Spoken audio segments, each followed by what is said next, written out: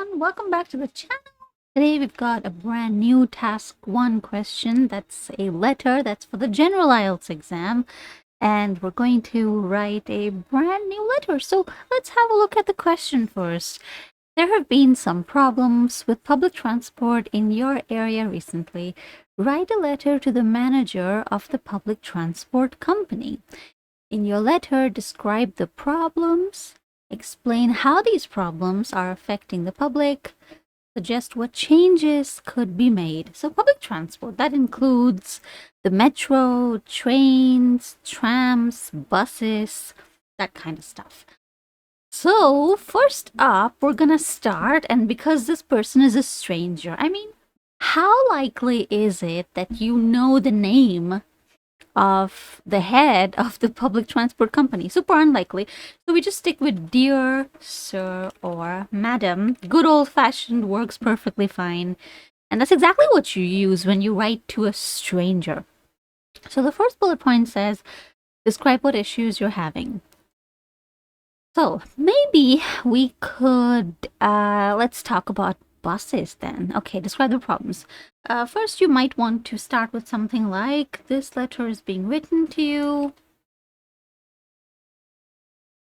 Yeah, in reference to bus services in whatever, in the city or in a certain region, maybe. Yeah, in, let's say, for example, there's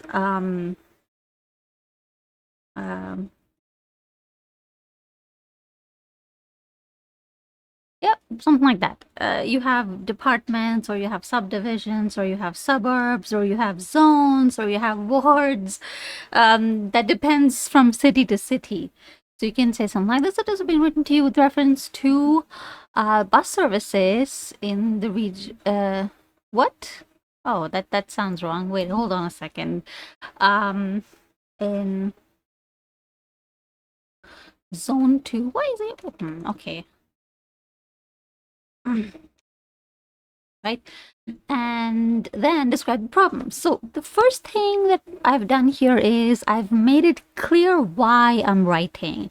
The thing is, with any kind of formal writing, you don't want to waste that person's time. Just keep that in mind. Formal writing is getting straight to the chase, getting straight to the point, right? So from the first sentence, it is clear why I'm writing. So this letter is being written to you with reference to, or in reference to, whichever you prefer, to bus services in zone 21 of the city. And now you explain exactly what problems you're having. Many people here travel regularly, or commute rather. Zones, why is O capitalized? Zones 3 to 7. But must rely on the bus. Yeah. Well, as train or metro connections are not frequent enough. Okay, so many people who commute regularly to travel services, unfortunately, lately the buses have been quite erratic and hardly ever on time. Yeah. Now, explain how this problem affects the public. That is paragraph 2, not paragraph 1. So you need to, separate this info, right? So unfortunately, lately the buses have been quite erratic and hardly ever on time. When a bus does arrive, there is hardly any space to stand.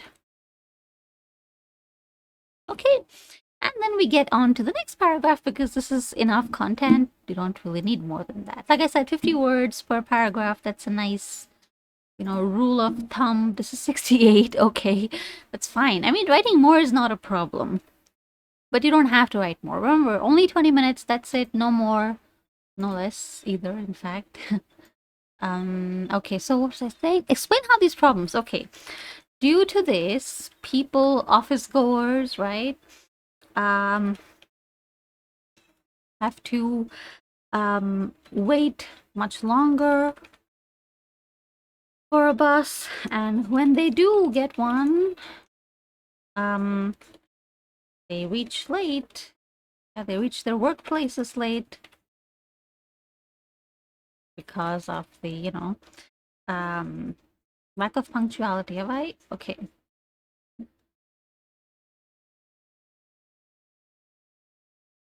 The only other alternative would be to use taxis, private taxis, of course,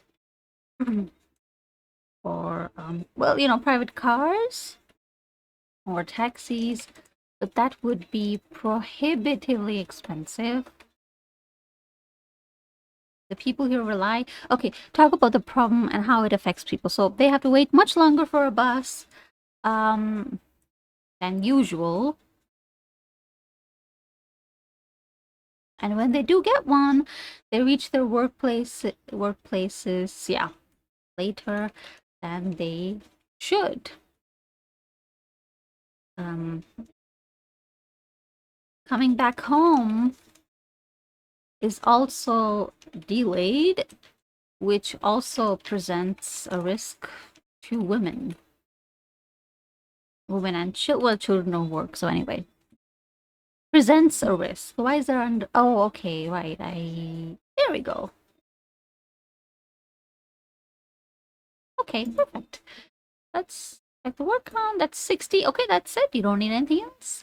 So just what changes could be made. Maybe this, I don't need this. I don't think I need this. Let me, whoops. Let me bring that here. I don't know. I don't think that's necessary. Let me actually expand over. Due to this, office goers often have to wait much longer for a bus than usual. And when they do get one, they reach their workplace. They reach their workplaces later than they should, which puts their jobs at risk. Coming back home is also delayed, which also presents a risk to women. There we go. And then suggest what changes. So suggest, anytime you have to make suggestions, it's good to use modal verbs, yeah? It would be a good idea to check the bus schedules and try and add more buses to the service between these regions.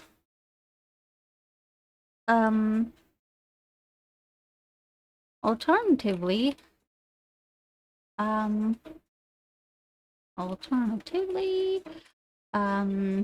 you could temporarily